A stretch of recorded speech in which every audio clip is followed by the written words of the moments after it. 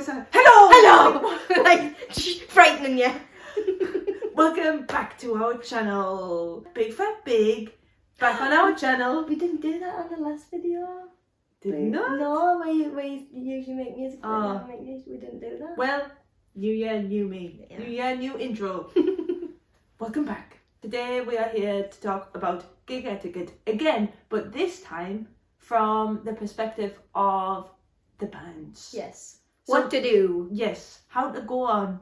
Mainly if you're a support band, because that's mainly our experience. Yes. But just like if you're a band playing gigs, how to go on. Just little What's the pointers, crack? pieces of advice, tidbits we've picked up along the way. Yes. That kind of thing.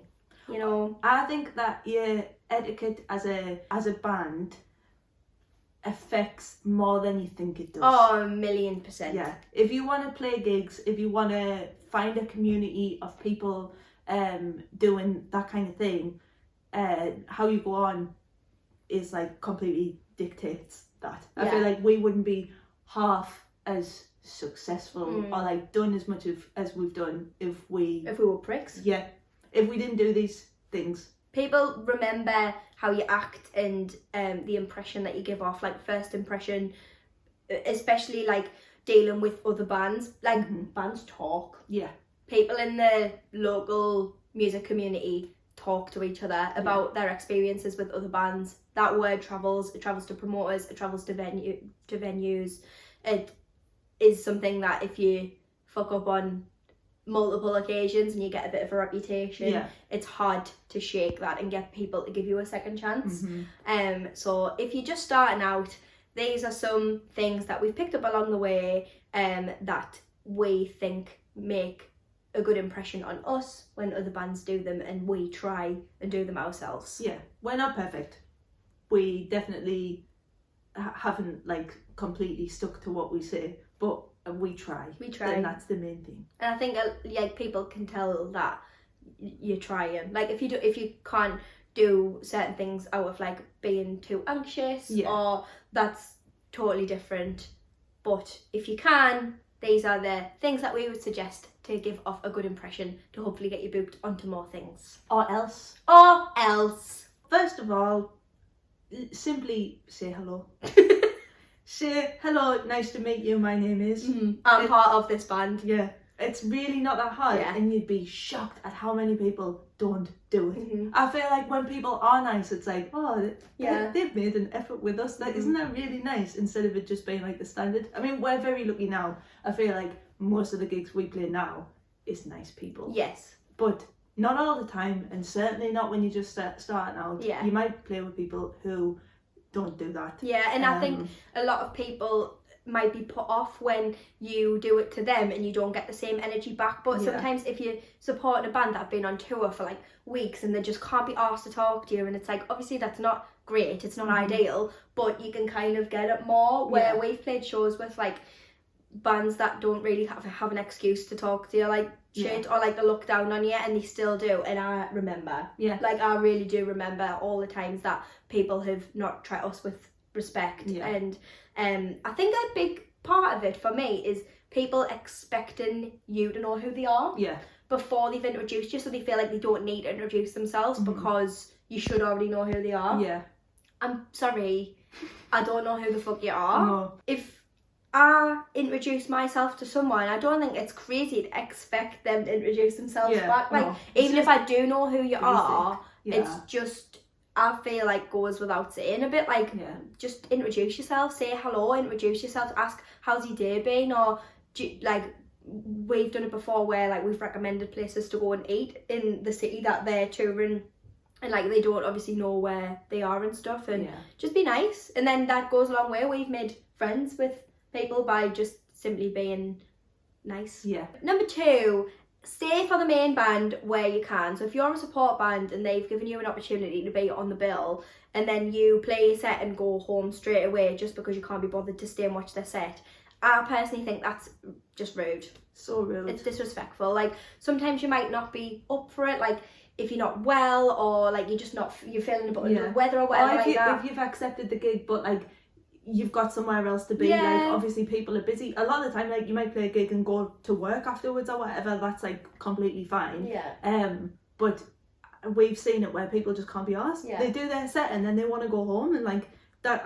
Like, do that if you want to do that, but it's not, to me, that's really rude. And also, you're not, if you're doing that consistently, you're not going to get the same opportunities out of gigging that you would get if you're sticking around. People will notice it, and I think, like, if you're transparent about it and you say, oh, I really wish I could see you set tonight, but I've got to shoot off because I've, like, we've driven a long way to be here, because we've had to do that before. Like, when we're driving straight home after a gig in, like, Manchester or something like that, and we've literally got to leave, or we'll not get home till like 4 a.m. We've got work the next day. But we'll just say to the bands that we're on with, like, oh, I'm so sorry that we can't stay. We'll all, like, let's organise another time to play together, and like, that might never happen. It might just be a nicety or whatever. But the fact that you've gone out of your way to acknowledge that and apologise, like, even if it's not your fault, again, it's just like a nice thing to do. No encore. Please, this is in capital letters on my phone. If you are a support band, don't go over the time slot that you've been given, especially not on fucking purpose. Yeah, like, actively choosing to do an encore is the most...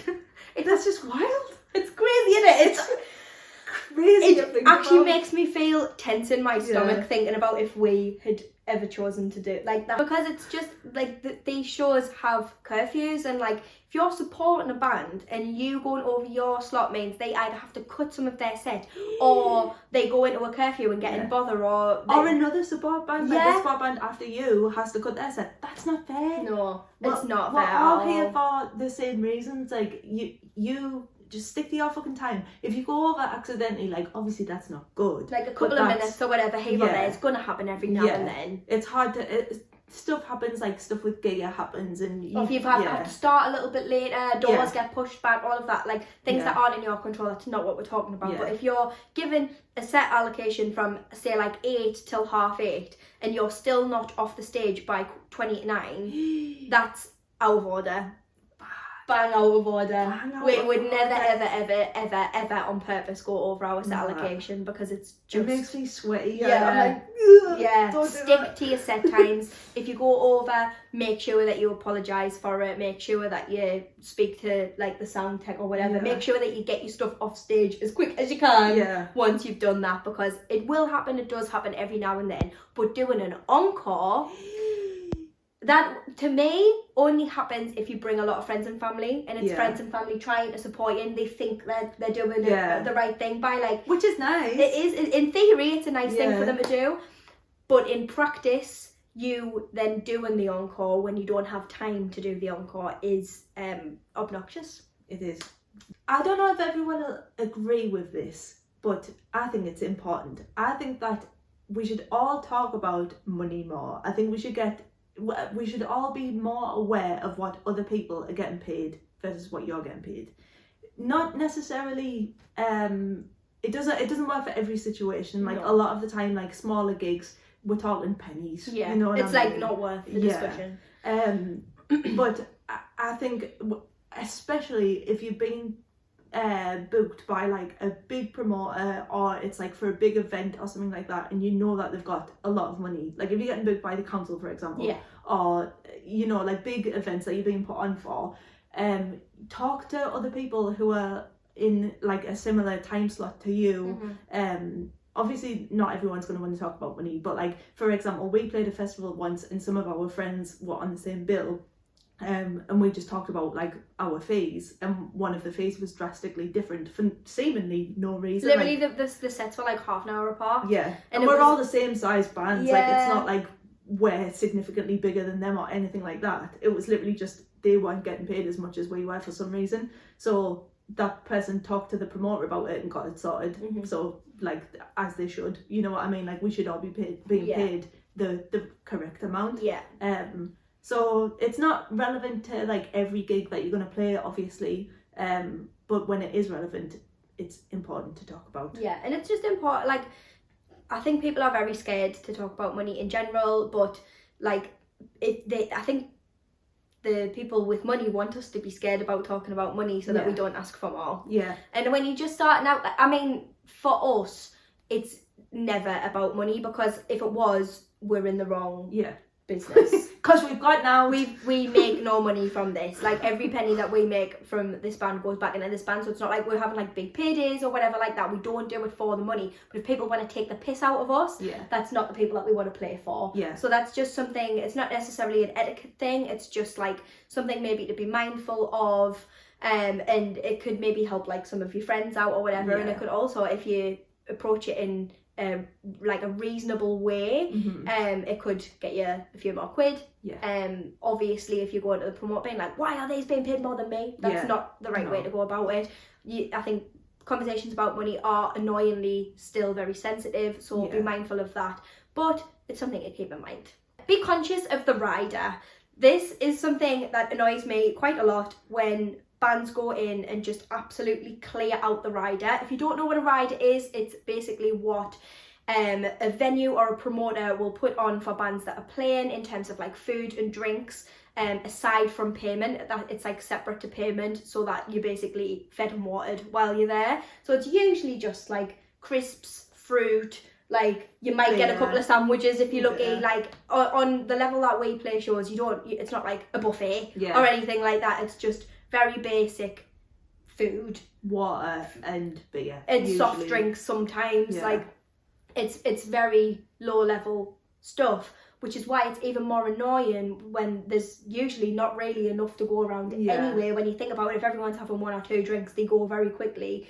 There's been so many times where you've gone into the green room, a shared green room, and all of the beers have been taken. We don't even drink beer. So, like, if you want our beers, you can have them. Like, just all you have to do is say, like, oh, are you drinking those? And we'll happily be like, oh, no, like, help yourself. Like, that's totally fine. But doing it without asking is, like, it's just so entitled. Like, you think that you deserve the things that the venue and the promoter have bought for everyone more than even the main band.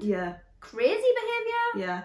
Crazy behaviour. Especially we've seen people like lying about it as well, like saying, oh, I haven't done that. It's like, I saw you. I saw you clearing those beers out. It's, and like I say, it's not because we want them, it's the principle. It's like, why do you think that you are more deserving of the stuff that we're all here for? It just gets you a bit of a bad name. And other bands 100% remember, especially when bands have been out on tour for a long time, and it's like the only kind of sustenance. Touring's expensive. Like, if a venue are going to put food on for you, that's a big deal.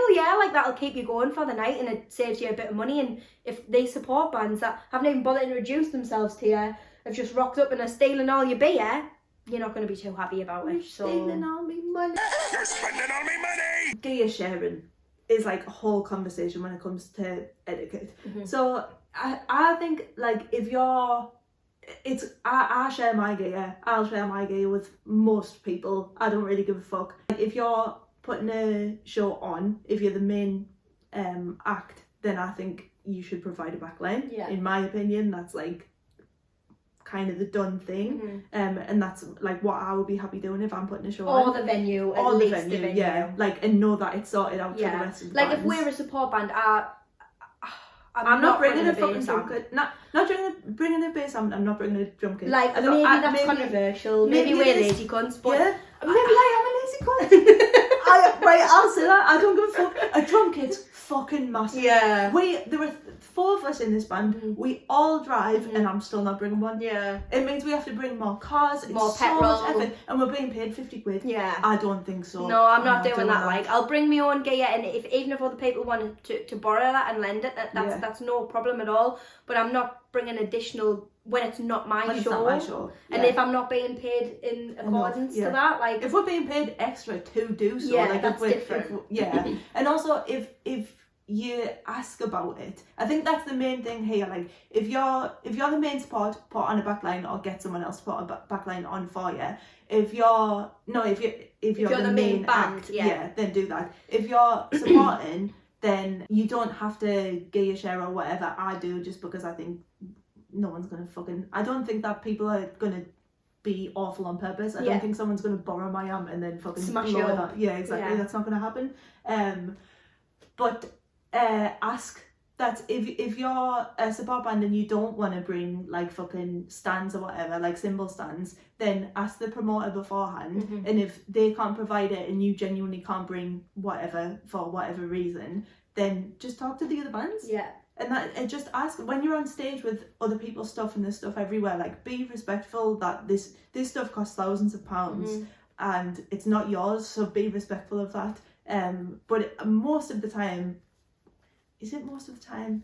A lot of the time, people are willing to share. Yeah. I feel like more people end on like my end of the spectrum where like, yeah, it's fine, do whatever you want. I think as long as you're asking, like, assuming and just showing up and being like, oh, would you mind if I borrow this, this and this? That will piss people off. Yeah. The last headline show we played, the first band that were on were a very young band that didn't have like all of their own gear because they hadn't been playing together very long, and I think they ended up playing Joe's whole kit. Like, I don't even think they brought the breakables. I think they played literally all of Joe's kit because they didn't have it, but they asked in advance. They asked for plenty of time, and that's children. If children can manage to ask in plenty time, then grown people can just use your brain and say, is it reasonable for me to not bring this? And if I'm not bringing it, can I make sure that I'm covered elsewhere in a way that's not overstepping a mark or I'm taking the piss a bit too much? Just ask politely. Don't assume. Stop assuming.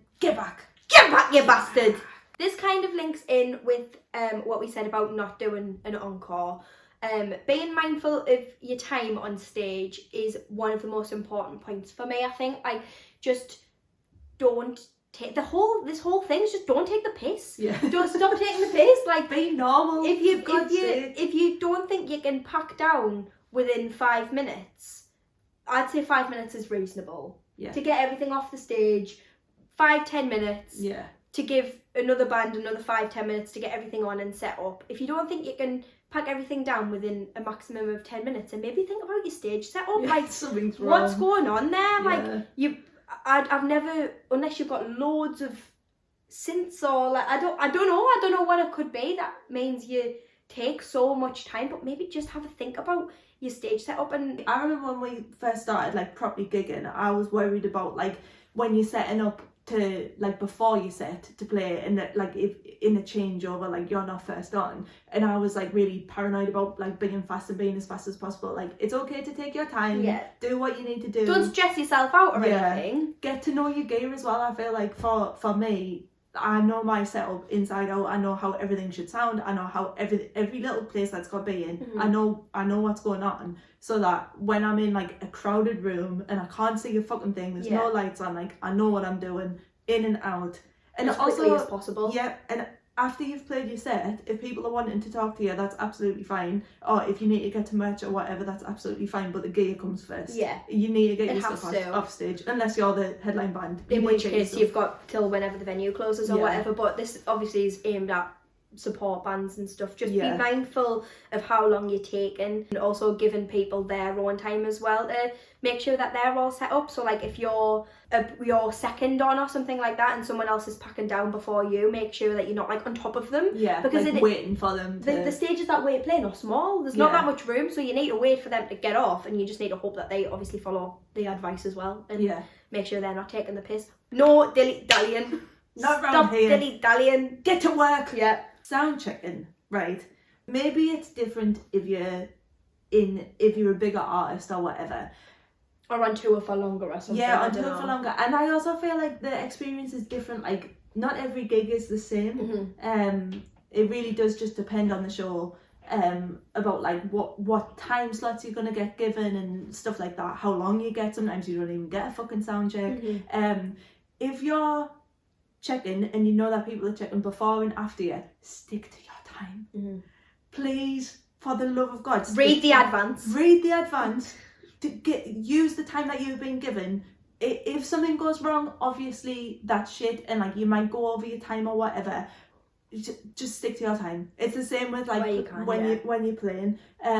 Sometimes it can't be helped. Like we've definitely gone over our time before if like there's been like a major technical errors can't be helped, and then we've apologized to the people on after us. But like, so we've been at gigs before where the people that are sound checking before us play their whole set play their whole set in sound check, and we have to sound check in 10 minutes instead of the half an hour that we were given, because they've eaten up 20 minutes of our time. Yeah, we've got to make up that time back. Yeah. And it's just not like I'll never forget that band's name. I'll never forget what they looked like. I will remember it forever. And if I ever end up on a lineup with them again, I'll be like, for God's sake. And it's just not the impression that you want to give off. No. Well, it might be the impression they want to give off, but I don't know why. They didn't why say it would be. Fuck. They didn't seem to care at all. I don't think they did care. No. But I personally do care if other people think that I'm a prick. And I think they're pricks. I don't want other people to have to have a worse experience, or like they have to like change what they're doing because I can't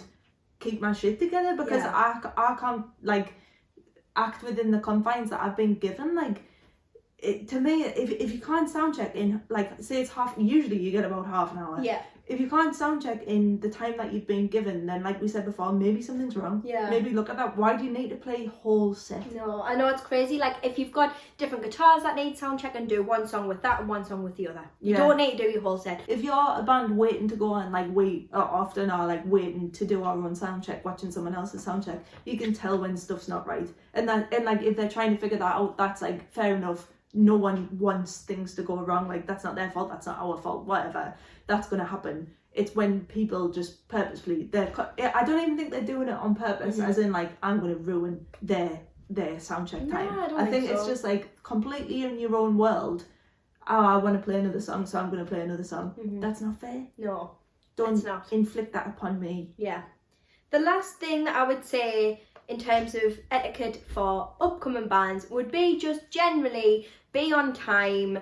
Listen to what the promoter's telling you. If they've sent you an email, don't take 3 weeks to reply. Like, it must be stressful. We need to heed that advice. I know we struggle with that. No one look at our emails. we do struggle with that, but where possible, we do reply quickly. Yeah. And when people ask for assets, so like logos and press photos and stuff like that, we do try and get them over as soon as possible, because it's stressful. Yeah.